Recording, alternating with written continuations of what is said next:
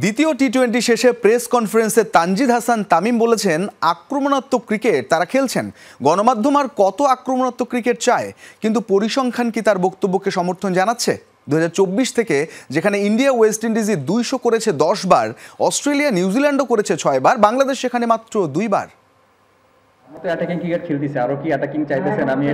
তানজিদ হাসান তামিম বলছেন বটে যে তারা আক্রমণাত্মক ক্রিকেট খেলছেন, কিন্তু পরিসংখ্যান কি তার বক্তব্যকে সমর্থন জানাচ্ছে? টি-20 ক্রিকেটের বর্তমান বাস্তবতায় তারা কি আসলেই অ্যাটাকিং ক্রিকেট খেলছেন?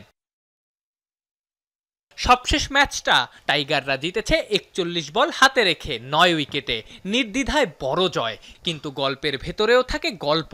104 রান তাড়া করতে বাংলাদেশের লেগেছে 79 বল, 7.5-এর সামান্য বেশি রান রেটে।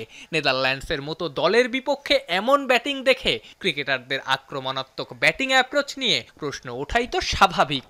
আজকে আপনারাও দেখছেন উইকেটটা কেমন বিহেভ করতেছিল, বল টার্ন করতেছিল, বাউন্স হতেছিল। সো আমি অ্যাকর্ডিং দ্য উইকেটে খেলা ট্রাই করছি। উইকেট যেমনই হোক না কেন, আমরা অ্যাকর্ডিং দ্য উইকেট খেলতেছি কিনা, কারণ ওইখানেও উইকেট যে কোনো কিছু হইতে পারে। বর্তমান টি-20 ক্রিকেটে হর হামেশাই হচ্ছে 200 রান। 2024 থেকে ইন্ডিয়ায় 200 করেছে 10 বার, ওয়েস্ট ইন্ডিজও তাই। অস্ট্রেলিয়া নিউজিল্যান্ডও করেছে 6 বার করে, পাকিস্তান এমনকি সংযুক্ত আরব আমিরাতও করেছে 5 বার। বাংলাদেশ সেখানে প্রথম সারির টি-20 দলগুলোর মধ্যে আছে সবার শেষে। 2024 থেকে মাত্র 2 বার টাইগাররা 200 পেরিয়েছে।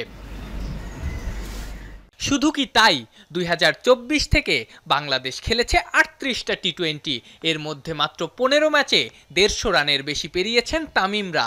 মোট ম্যাচের প্রায় 60 ভাগেরও বেশি ম্যাচেই 150 রান তুলতে ব্যর্থ টিমের আক্রমণাত্মক ক্রিকেটের জাস্টিফিকেশন কোথায়?